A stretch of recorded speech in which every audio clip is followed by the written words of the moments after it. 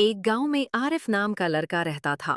عارف محنتی تو تھا مگر اکثر چھوٹی چھوٹی باتوں پر جھوٹ بول دیتا۔ اگر استاد پوچھتے کہ سبق یاد کیا تو وہ کہہ دیتا جی ہاں، حالانکہ اسے یاد نہ ہوتا۔ اگر امی پوچھتیں کہ تم نے پانی پلایا تو وہ کہہ دیتا جی ہاں، حالانکہ نہیں پلایا ہوتا۔ عارف سوچتا تھا کہ چھوٹا سا جھوٹ کوئی بڑی بات نہیں، لیکن اس کے دادا اکثر کہا کرتے تھے بیٹا، جھوٹ اندھیرے کی طرح ہے اور سچائی چراغ کی طرح۔ اگر تمہارے پاس سچائی کا چراغ ہو تو راستہ ہمیشہ روشن رہے گا۔ ایک دن گاؤں میں خبر پھیلی کہ مسجد کے امام صاحب نے ایک چھوٹا سا مقابلہ رکھا ہے۔ جو بھی سب سے زیادہ سچ بولے گا اور ایمانداری دکھائے گا اسے انعام ملے گا۔ انعام ایک خوبصورت روشن لالٹین تھی جس پر لکھا تھا سچائی روشنی ہے۔ عارف کے دل میں خواہش جاگی کہ وہ یہ لالٹین جیتے، لیکن اسے یاد آیا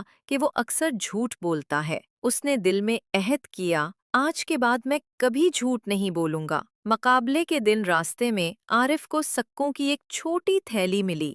اس نے سوچا اگر میں یہ رکھ لوں تو مجھے انعام ضرور ملے گا کیونکہ میں امیر لگوں گا۔ لیکن پھر اسے دادا کی بات یاد آئی۔ اس نے تھیلی مسجد میں پہنچا دی اور امام صاحب کو دے دی۔ امام صاحب نے سب کے سامنے کہا یہ ہے ایمانداری کی پہلی نشانی۔ نماز کے بعد امام صاحب نے بچوں سے پوچھا کیا تم سب نے آج وضو صحیح طرح کیا؟